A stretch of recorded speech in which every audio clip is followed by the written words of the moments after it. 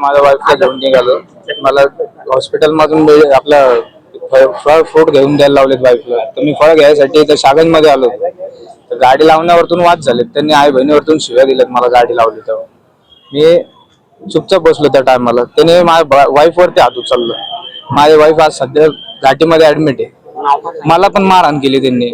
आणि त्याने अजून असं पण सांगितलं, मी चाऊस आहे, तुला काय करायचं ते उपळून घे, तुला ज्यांना फोन लावायचा त्यांना फोन लाव, तुला जे करता येईल ते कर.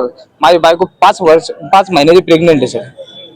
माझ्या बायकोला आता सध्याला ऍडमिट केलेलं आहे. मला पण मारहाण केलेली आहे. माझ्या गळ्यातली चैन गेलेली आहे. माझ्या कानावरती बघू शकतात तुम्ही, कान आणि मान. चाकू घेऊन मागा लागलेले होते. पोलीस चौकीच्या समोर मारलेलं आहे इथं, या चौकीच्या समोर.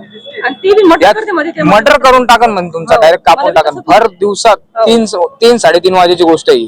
माझ्याकडे व्हिडिओ आहे सगळ्यांचे.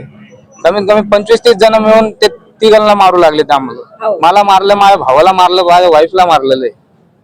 एवढं त्यांनी हे केलं. बरं, काय कारवाईची मागणी करता? काय कारवाई, कडक कारवाई व्हायला पाहिजे सर त्यांच्यावरती. त्यांच्या शिक्षा व्हायला पाहिजे. मेन म्हणायला गेलं कायमचं पण झालं, त्यांना इथं उभा पण राहायला पाहिजे. हे नशा करून इथं सगळ्यांमध्ये इथं उभा राहतात. तिथं बाकीच्या समाजाचे पण लोक येतात. समाजाचं म्हणत दुसरं कोणी पण येत राहतात. तुम्ही असं प्रत्येक व्यक्तीला तुम्ही असं जर बोलशाल, तुम्ही गाड्या लावण्यावरतून छोट्याशा गोष्टीवरतून तुम्ही तू मामा करशाल, तर हे खूप मोठं मॅटर आहे. तुमचं नाव? नाव प्रणव चंद्रकांत पगार.